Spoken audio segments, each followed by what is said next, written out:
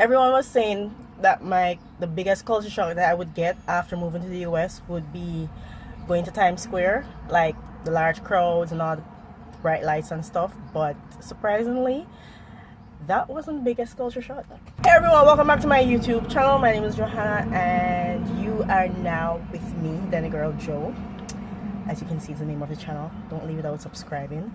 Okay, so real quick, this is part 2 of a part 1 video. Part 1 video is me and the me and the filing process for coming to the US to live.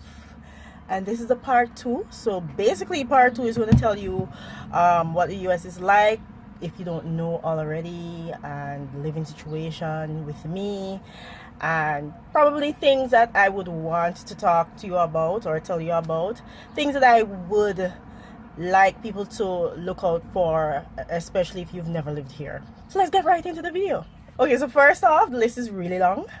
Most of my videos are like really long. I don't know if I'm long-winded, I talk too much unnecessarily, but I say what I need to say. Okay, so my first impression of foreign when I landed at JFK is that I don't know, I mean, living in Jamaica has prepared me a lot for this place because Jamaica is very Americanized. The way the buildings are built, the type of stores that, especially in Kingston, the type of stores that are there, a lot of the places are like newly built, like you have the new highway and the airport and all that stuff. So when I got to JFK, I wasn't like, oh, I'm in foreign. The only thing is that it was a bit chilly, and I'm from a part of Jamaica where it's very chilly, so that wasn't so bad. So when you come to the US, especially during fall, winter and early spring, ensure you travel with like a thick sweater, or whoever is coming to meet you at the airport, ensure that they bring you a sweater or a jacket because it's going to get chilly, especially if you don't like feeling chilly. The only thing that is different is the infrastructure of the houses. I do know that a lot of Jamaican houses look like the houses in Miami. I've never been to Miami. So overall, the only real difference is the infrastructure of the apartments, the apartment buildings and the houses. And of course, like DC and Manhattan have these beautiful buildings. I don't want to use a word to describe them in a way that is wrong, but the buildings are very beautiful, and I guess that dates back from, was it the Europeans that put those buildings up, and they're very nice. Okay, so the video is not, well, I'm not going in any like particular order. So the next thing I want to jump into is the train system. I love using the subway, but I hate the subway because it's so nasty. Like if you use the subway very late at night, like anytime after 11 midnight or very early in the morning, you'll realize a lot of people basically live on the train. They sleep there, they camp out there, and those people hardly bathe. And the place is so, like, you don't literally see the dirt in the train, but it's crawling with a lot of stuff. Because usually when I wear my, when I was wearing my winter jackets, like I would go on the train for a week, and then I would have to like dry clean or wash my jacket because the dry cleaning bill kind of got expensive. I paid like $20 to dry clean my jacket, and then a few years after that I literally had to wash the jacket again because my skin started itching. So if you have sensitive skin like that, in that regard, and you go on the train very often, your skin is bound to itch you if you don't wash all the clothes you wear on the train. I want to talk a little bit more about the train and the bus system over here. It is so easy. At first it's going to be a bit confusing, but all you need to do is read the signs. This country is about reading. Read and understand, and if they say go left, go left. Even if it may look as though you're doing something wrong, go left. Read the signs, follow the directions. The train system is really cool to use.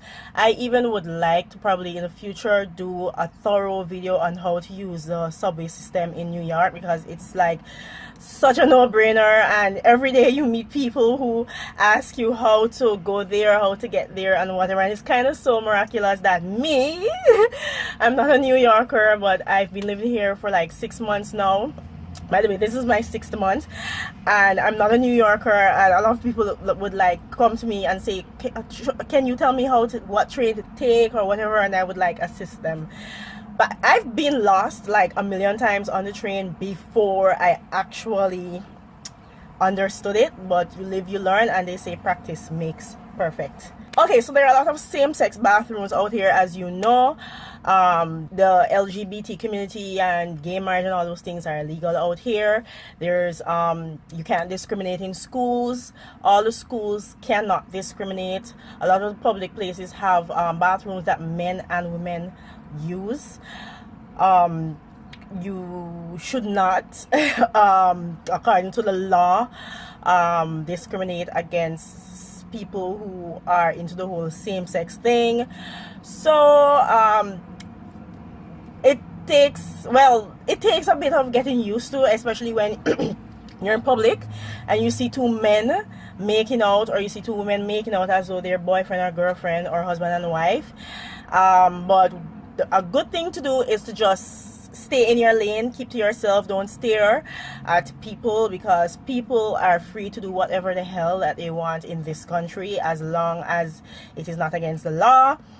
You're free to basically do anything, and no one will or can trouble you. They can even sue you for looking at them like too hard and stuff. Like, I should mention this, in certain areas, like, men hardly call to you. I realize now though that it's spring. I don't know, it's spring, all the creatures are coming out. Men are calling me like crazy, and I don't really like it, because you know, you come from Jamaica where men are always psst, psst, calling you and stuff, and it was so refreshing to come here during the winter and men won't even look at you. Like, they just go about their business, because people like to press sexual harassment charges against people if you like try anything with them. So people are very women, children, and dogs have a lot of rights. By the way, I've never seen a stray dog in this country. All the dogs either have a home or they live in the pound. You will never, if you see a stray dog, that animal got away from its owner or the pound or something, and you got lucky. Okay, so kids have their own rights, or more rights in this country. You should not beat them, yell at them, do all that stuff, because they can lock you the hell up. Also, the kids behave like awful out here. It was my biggest culture shock. I thought the culture shock would have been going to Manhattan or going to Times Square and all these people going up and down all over the place. And I mean, when I got to Manhattan, it wasn't anything like that. I got to Manhattan in a time where it was right before lunchtime, so I did not go into that peak hour rush. So it kind of came in gradually, because when the peak hour came in, I was like walking somewhere around Central Park, and then I walked all the way to Times Square. So I kind of got the groove in very nicely. So I didn't get a culture shock from that, but I did get a culture shock from how the kids behave. They're like, the kids in Jamaica, in my opinion, are saints in comparison to how the kids behave out here. They have no filter. They curse nasty. They talk about sexual stuff. They're very provocative. They have no absolutely 0% respect for adults. You can't talk to them. Just yesterday, I was on the bus with my son, and about 5 to 6 young men. These guys were like no older than 16. It's obvious. There was evidence that they were young, and they were at the back of the bus, and they spoke so ill about what they would do to the girl, or how they do to the girl, or how they literally. And children are there, young children, and it's like, you can't tell them stop. You can't say, yo, shut up your mouth, or else whatever. The only thing that children are afraid of in this country is a popo. Like, when I first got here, a group of children, it was like a big fight going on after school, and all I heard was poop, poop, police show up. Everyone's like, yo, the cops. Everybody run, gone where they have to go. So, be mindful of that. It's uncensored. It's disheartening. It's grotesque. It's disgusting to have to sit in a bus or sit on the train or be in public. I was even in McDonald's and the children behave not even the security guard can talk to them. It's that bad. So that was the biggest culture shock for me. The children have no respect for adults. They have no respect for children. The F word out here, everyone uses it. Everyone. I would even go as far as saying maybe the pastor uses the F word in his daily or her daily dialect. It's normal. Kids do it. To them, it's normal. Kids do it, adults do it. They do it in public, they do it in business meetings, they do it in formal settings. It's like F, what the F, what the. It's just like F. I like in Jamaica you hear BBC all the time, but in America it's like F. It's like, talk about scammers. Scammers are out here so much. Like, you would go to Manhattan, oh my gosh, if you go to Manhattan for an hour, an average of like literally 7 people would walk up to you and beg you for money. It's that bad, especially when you're sitting on the train. Oh my gosh, when you sit on the train, at least 3 people walk through and they have different stories, and like most of the time you know that they're not genuine, and a lot of them, they use the kids, like they use their kids and they walk and they beg and people give them money. It's actually a living for them. Like, I know that some of these people are so rich. A lot of people actually send you these things in the mail saying you need to update your auto insurance, and I'm like, I just got here, I don't even have a car, I don't have car insurance. Why? And they have everything about you. They have your address, your name, everything, telling you that you need to renew your car insurance policy or something. And I'm like, where did these people get my information from? So be very mindful of what you're doing with your information, especially your social security number, because if they ever get a hold of that, that's just it. You're done. They call your phone all day, every day. Oh my gosh, don't give your number out unnecessarily, please, especially on surveys, large companies, all that stuff. The moment they get your number, they sell it to other companies, and these people harass you, like literally. But your phone usually tells you when it's a scam or when it's a number that is spamming you. It would say scam likely, right? So you can answer. A lot of times it's a scam. 1 and 2 times it's a number that you probably don't have saved in your phone. It's a legitimate call, so be mindful of that. Okay, so if you're being filed for, please know who the person who is filing for you is. You have to know them genuinely. I have a lot of friends who came up here who were filed for by their parents, even like, I don't want to call any names, but their parents filed for them, or parents, and when they came here, all they did was tell them, you're on your own. So sometimes you think you're coming here, oh, you're gonna have a place to live for a little while, lay your head. Some people just get thrown out. They have no one to depend on. My girlfriend came here, her father filed for her, and her father told her, you know what, I can't help you, you have to help yourself. And she struggled so much to find a place to sleep. I have friends who are living up here right now who slept in their car for months.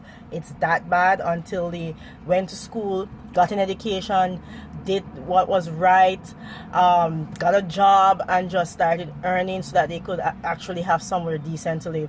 So fortunately, that wasn't my case. My father didn't do that to me, but a lot of people, that happens to them, and it's so unfortunate. So I would advise, I think I did say this in part 1 of the video, save. If you know you're being, the day you know your filing has begun, start saving that money. Don't touch that money, even if your life depends on it, because when you come here, you don't know what you're gonna expect. People change. You think you know a person, you come up here, people tell you that, oh, you can't live here anymore, and you're out on your butt or whatever. So you need to come here with cash. Best revenge is your paper. Alright, so this is not for persons who are green card holders. This is for someone who's watching who probably has never been to the US, who wants to probably come here and work on their visiting visa. Don't do that. Don't come here and work on your visiting visa or come and run off.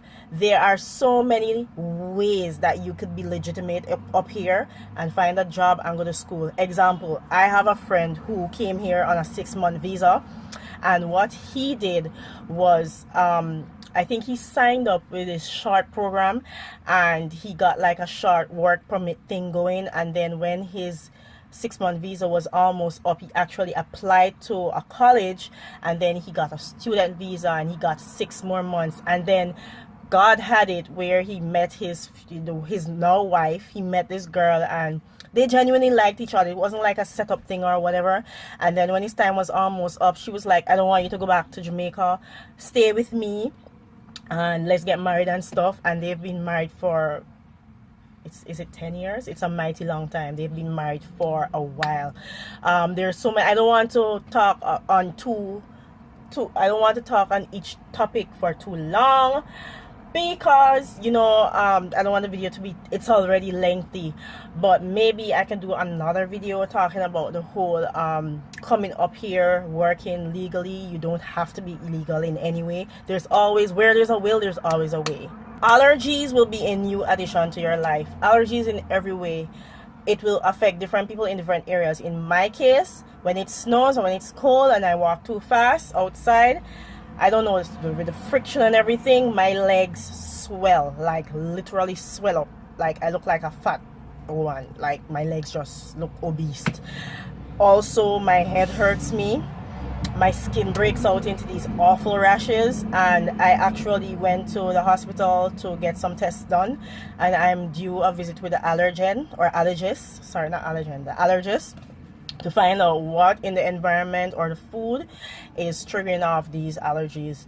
A lot of people are allergic to the water. Some people are allergic to the trees. In terms of being allergic to the water didn't break my hair. The weather, I came here just before winter, my hair didn't break because at the time I was wearing extensions, weave. I did that for like 2 months, and then I basically had my hair covered most of the time, so my hair did not break. Thanks for that. But other people, their hair do break because they say the water is not agreeing with their hair and stuff. Okay, this is land of paper. Oh my gosh, it's so annoying. They give the children, firstly, in the school system, they give the children a lot of paper. They don't send the children home with books. They tear paper out of their textbooks, and the children come home with all these paper. They haven't noticed. It's like paper everywhere. If the bank wants to update you about something, to me, a lot of the time when this country is so big on lawsuits and policies and privacy, this and that and all these things, it's like they don't play. So if they put a dot on their wall, they email you or mail you to tell you that a dot is on their wall. And I'm with the bank that I'm with, I actually opted out of getting paper mail, and they still send me or find a reason to send me paper mail about something that is so, in my opinion, not necessary. So you're going to get just don't sign up for anything. The least amount of things that you can sign up for, please, because the moment you sign up for something, they just use it as an opportunity to send you at least 20 mails from one institution a month. And I'm not exaggerating. Like, my father has this section where he has all these mail for years, and it's like too much. It's like so much mail and paper back to back. This country is just like, it's a paper thing. I don't know if it's because it's recyclable paper or something, it's cheap, or I don't know, it's just annoying. Okay, down to the J-O-B. Okay, so there's so many things that you can do here. There's everything for everyone. The best thing though is to have a proper education. Degree, master's, anything above that preferably. Or if you're good with your width, if you're witty like that, and you good with your mouth and you're good with winning people over in an interview, you'll get that job. In terms of racism and work, I'm going to tie the two in. New York, in my opinion, is not really big on that. Some people will discriminate or be racist against you depending on the type of job that you're signing up for or who is doing the interview. But overall, if you know your way with words, if you know what it is that you're being interviewed for, if you can win the interviewer over, you can definitely get a job. My sister got a job that people, when she first came, that people with degrees got or get, and she didn't have a degree at the time, and she secured that job. So it just depends on you and what you're willing to do, or what you can or how you can win the interviewer over. And a big part of it depends on what type of education you have and experience. They do accept persons with degrees and certificates and stuff from other countries. There's sites that you can go on to get it recognized, but you have to pay like a small fee. So you can look into all of that. And as I said, there's so many things that you can do, and there's so many sites that you can go on and find jobs. You just have to be persistent. You just have to have a knack for what you do and believe in yourself. Jobs are there for everyone. So far, I haven't gotten any like racial thing, like anyone hasn't shown me any form of racism thus far, because I stay in my lane. I don't go places where I think I won't fit in. If there's no need to go to certain places, I don't do that either. And I mean, I'm not saying that it's okay to not know your rights or to exercise your rights, but if you don't think you belong in a certain place, why the hell are you going there? I haven't really traveled out of state very often. I've only ever been to like Maryland and Pennsylvania. I think I've been to some other state, but I don't remember right now. So I really cannot talk about racism over here. It really does exist, and especially depending on what state you go in. But in New York, like New York is like the melting pot of America. Everyone is here, every race is here. You see Indian people in high position, you see Chinese people, black people. It just depends on what part of New York you're in and who you associate with and so forth. So I can't really give like an account for anything. I've never experienced it. I hope I don't, and if I do, I hope I take it in a way that is diplomatic and civil, and just know my rights at the time when it, or if it ever happens. Don't download illegal movies. I came here and I wanted to watch the last few episodes of Suits season 7, and I started watching the Star Wars movie series, and I couldn't get them online, so I used uTorrent to do that.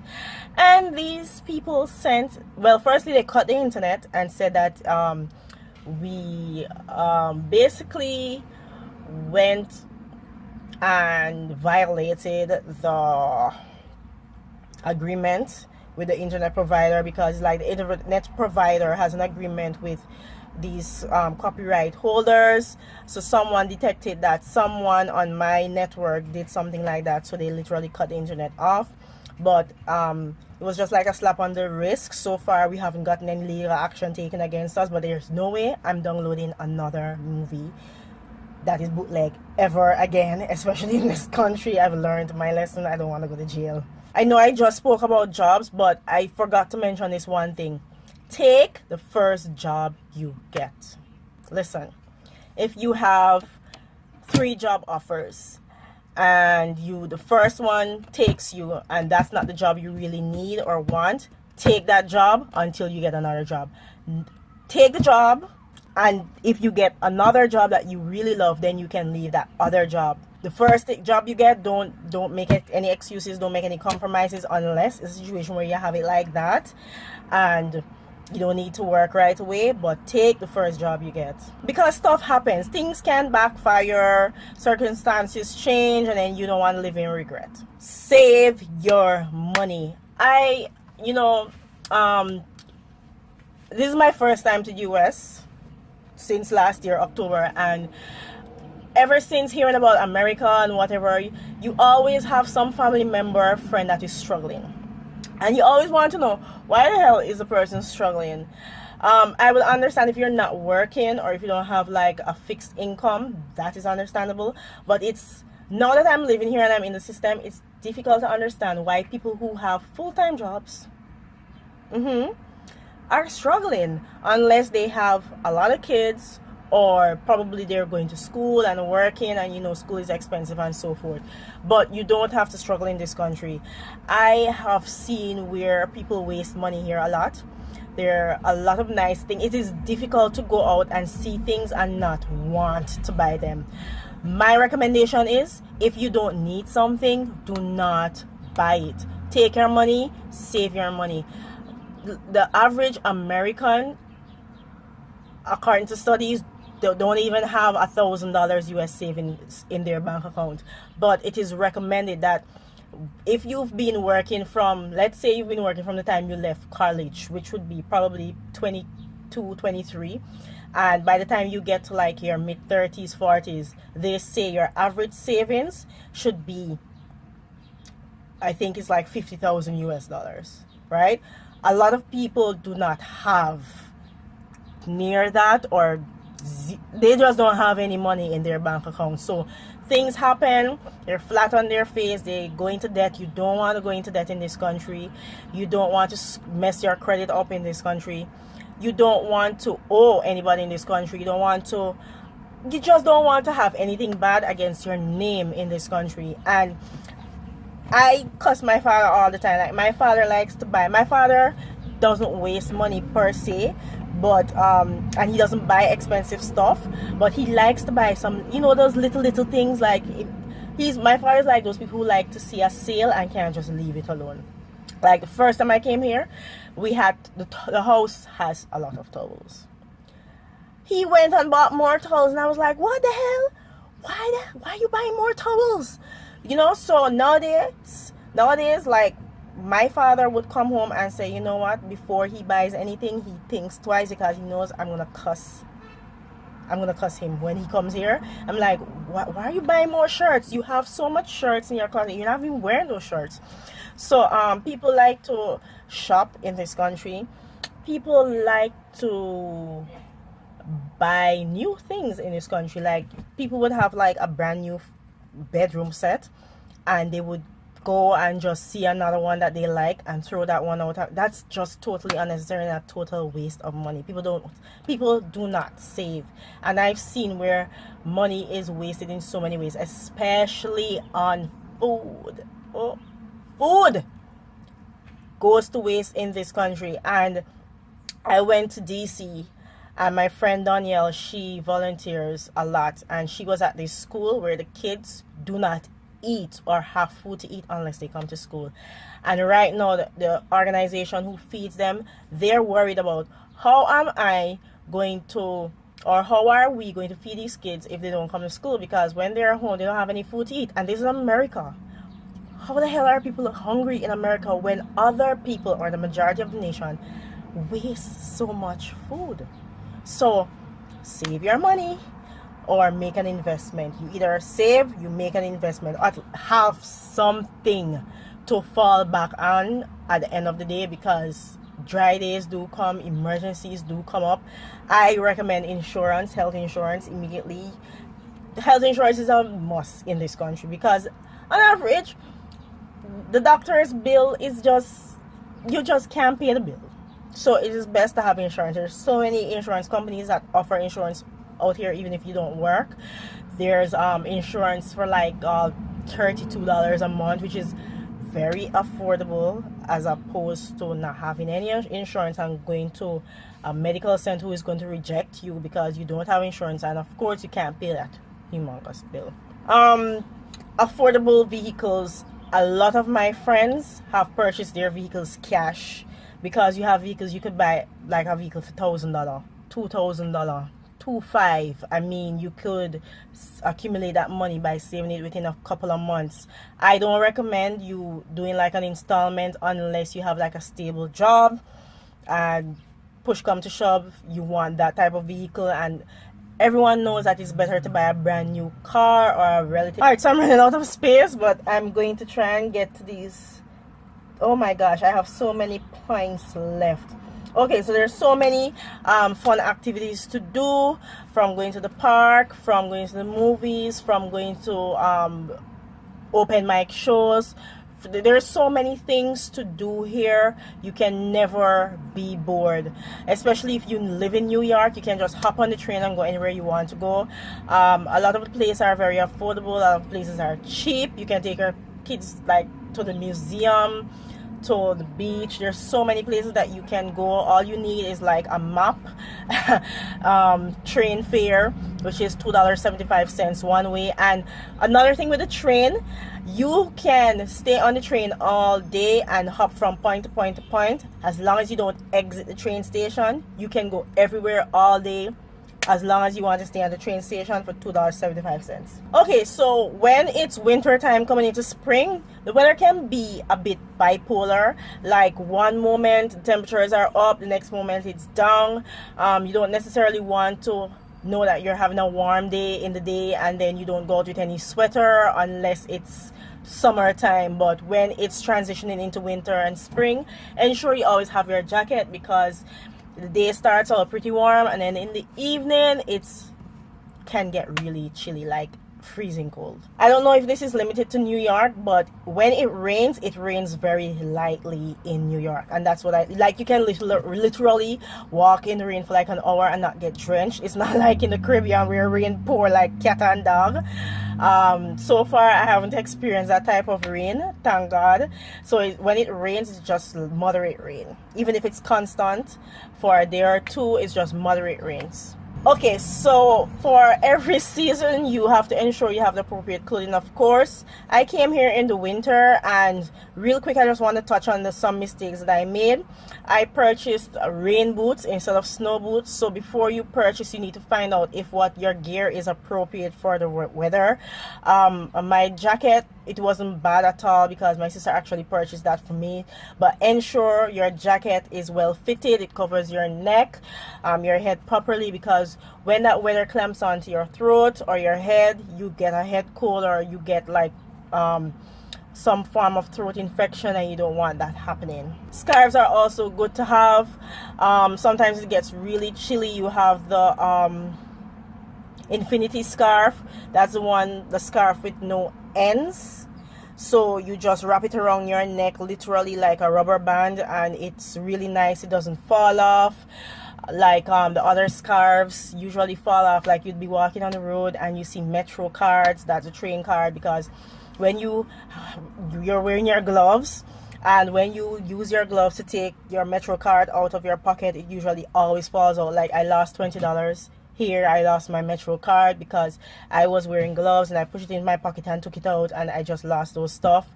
So the best scarf to have is like an infinity scarf. If you have a regular scarf, you have to wear the appropriate jacket to stuff that scarf in. That's a whole nother video. I won't get into depth with that. Okay, so I've always heard that when summer is here, it's hotter than the Caribbean, and that is so true. Like right now, it's spring and the place is unbearably hot. I'm not complaining. It's just that you can't wear thick clothing. You have to wear very light, sheer clothing, and the humidity, I haven't really experienced it yet, or I haven't experienced any humidity yet, but the place is extremely hot. And we haven't even touched summer yet. I did touch on this a little bit. Learn your independence early. It doesn't matter who you come to live with. Don't come and say, okay, you're going to live on a long-term basis with anyone. Just ensure you can find your way around. People don't have the time to spoon feed you every day. I mean, for the first month, it's okay, but after that, people just don't want you to be too dependent on them. People are too busy for that. So find your way around, find a job, start making your money. You don't want to become a burden on anyone. Anyone that you're living with, see how best you can aid or assist that person in cleaning up, cooking. Those things really make people appreciate you and not get tired of you really quick. Okay, so people and selfishness. A lot of people are selfish when they come to this country, and that is understandable because people have to work very, very, very hard for what they have. I'm not saying it's okay to be selfish, but that's just the reality. Even your family members can become selfish, and you and them not as tight as before, and everybody's just in it for themselves and no one is looking out for each other. So if you find someone who's not selfish and who's willing to help you, cherish that person, because people are just people, and people can be so mean and as you'd say in Jamaica, bad minds. So watch out for that, and do expect it to happen, because that's just the culture out here. Every man for himself. Okay, so don't lose yourself or your objective. When you come here, come with a plan. Stick to that plan. Don't deviate from that plan. Just remember that you have a goal ahead in the future, and this is what you want to achieve. So do not deviate from the plan. Just stay on the course. Everybody's journey is different from yours, and yours from everyone else's.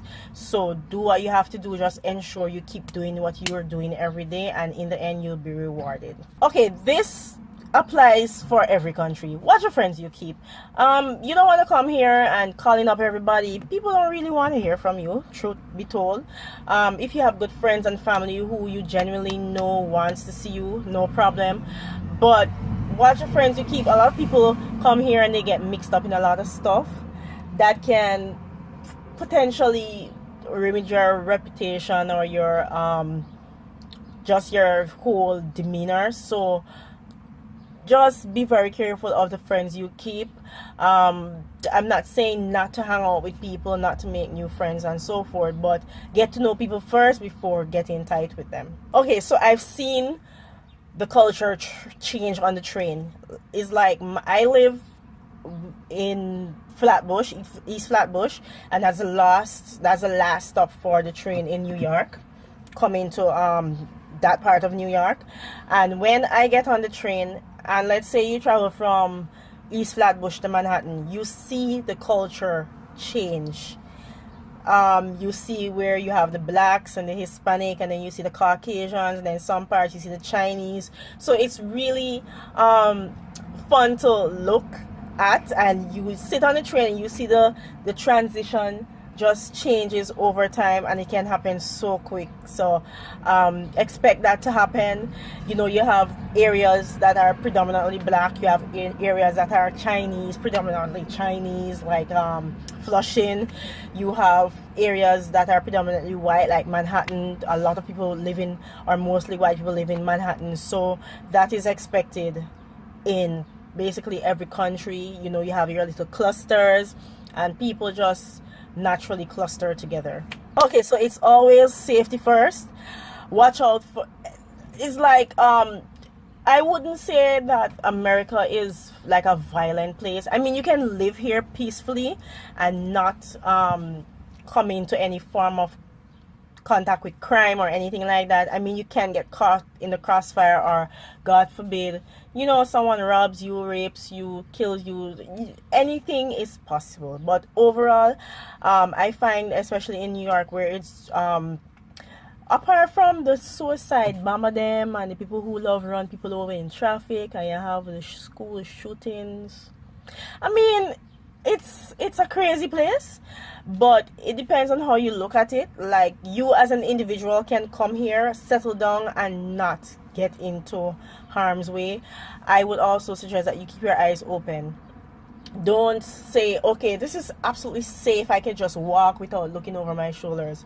Just be careful where you go, be mindful, keep your eyes open. People can, anything can happen at any time. And you watch the news and you hear of crazy stuff. Like, every night when you watch news, it's like, oh my gosh. And then a lot of times you hear that, okay, it's right on Glenwood Road, or it's just so near to home. You say that could have been me. So I would suggest that safety first. Just watch out for your kids, watch out for yourself, and just pray to God that you don't get caught in the crossfire, and everything will be okay. Okay, so this one is for the ladies. Makeup, especially during the winter. I haven't really got to evaluate it for spring and summer yet, but it's not bad so far during the springtime. But during the winter, your makeup is always on fleek. Like that oily skin issue that you have, you're not going to trouble with that anymore, especially if you wear a good primer. Your makeup is always nice, and even if it's not matte, it has this dewy look. Like, you know, my makeup has this dewy look right now. Like, it's not matte, but it's nice and natural looking. So I really love that about the weather. It keeps your makeup intact longer. And the last thing about living here and my transition here are the prices. I love the prices. I love the fact that you don't have to be earning a lot of money to afford a lot of things. And of all the things that I love that about this country. So that can be put into consideration when you're coming here to live. Anyway, I know this video is like super duper long, but if you have stayed with me all the way here to the end of the video, I love you for that. And don't leave without subscribing if you're not already subscribed to my channel. Don't forget to check out part 1 of this video. I'll link in the description box down below. And I also have other stuff that I talk about or that I have spoken about in the past. I have a playlist for that. Check it out. Anyway, until I see you again, be good, and I'll see you in the next one. Bye.